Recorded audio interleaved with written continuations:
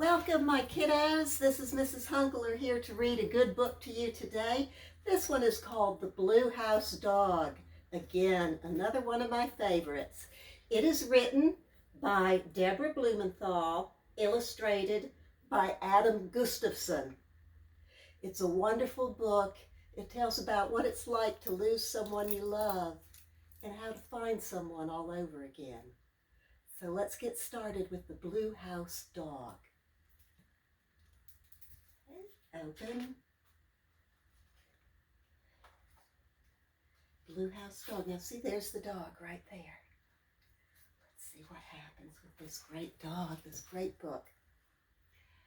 I see him coming toward me, and then I don't. It's a hide-and-seek game we play. Sometimes he's there, and sometimes he's not. He gets by alone on the street, pawing at sacks of garbage for scraps to eat. Some people call him Bones because he's so thin, but nobody knows his real name. He's just a stray dog, people say, and not a special one, with his short, scrappy fur and tight muscles, half German Shepherd, half something else. Only his eyes are special. One is brown, and the other a sapphire blue.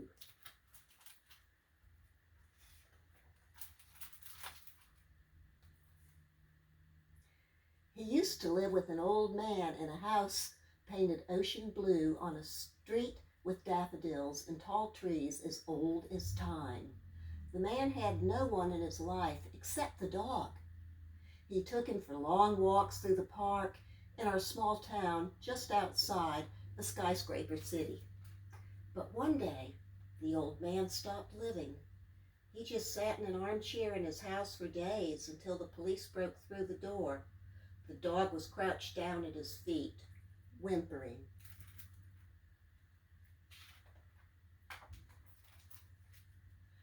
The police must have scared him off because he's been outside ever since, sleeping under a bush with branches as rough as a brush. I lay there once, the grass hard on my face, to see what it felt like to be a dog without a home.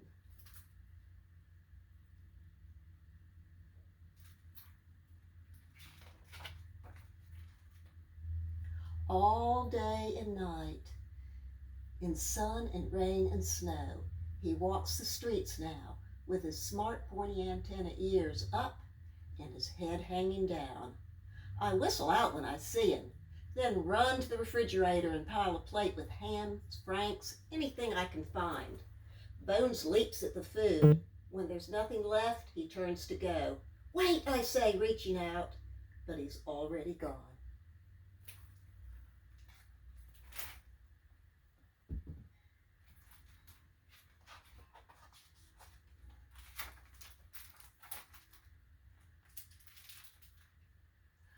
I had a dog of my own once, with black and white fur and sad brown eyes. Every night we curled up together in my bed, and in the darkness of our blanket tent, I told him secrets. His name was Teddy, and he was my best friend in the world. But one day he got sick, and no one knew why. I have his picture in my room. When you lose someone who's as close as your own skin, the only place you can find them again is hidden inside your memories.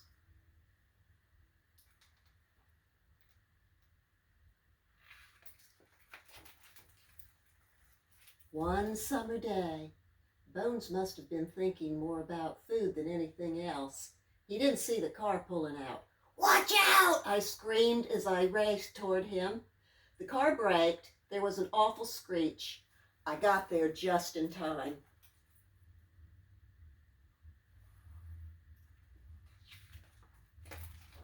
When I tried to hold him, he looked at me, unsure, then slunk away. Bones is just a stray dog, people say, not a special one. But he is to me. Dogs find their way inside you, and you want to keep them there.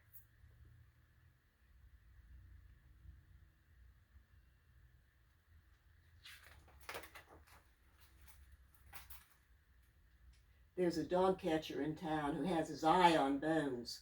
but Bones knows when his black band with the red letters comes round. One time I saw his ears point straight up when he saw it coming, and he scrunched down under a building, waiting like a soldier hiding from the enemy until it had gone. Can you see Bones? Can you see him hiding? Just peek it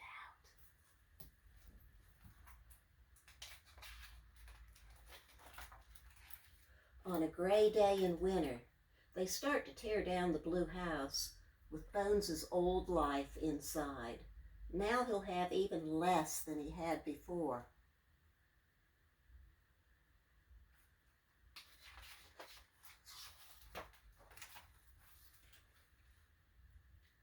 The next time I see him, I put a plate with roast beef outside the basement door. He licks the plate clean, then looks at me with his one brown eye and his one blue eye. I kneel down next to him and whisper, "Hey boy, I'm Cody." He lets me run my hand lightly over his fur. It's the same color as my hair.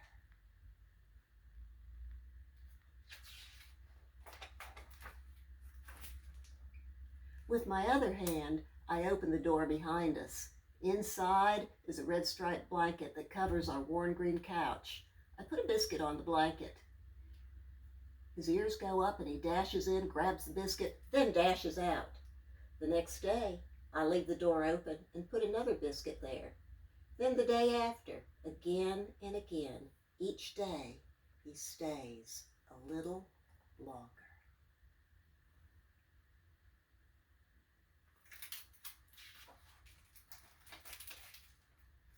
In my bedroom, late at night, I reach into my closet under piles of books and toys to where I buried a brown paper bag.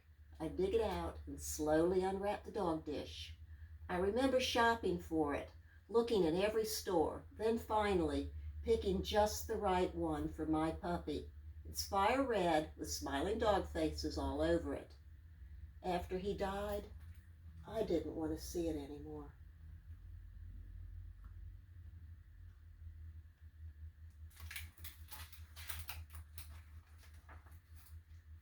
Bones comes round every day now. My home is becoming his new home, so he needs a new name. I look into his eyes and say, "Blue." I take him for long walks after school.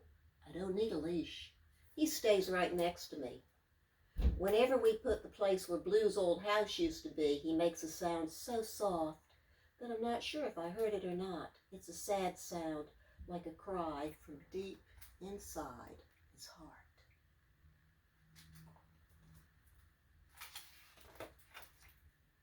But then we walk on and go to the park. I stop at a bench and pull a small package out of my pocket. Blue cocks his head and watches as I tear open the paper sprinkled with stars and unfold a blue bandana that I tie around his neck.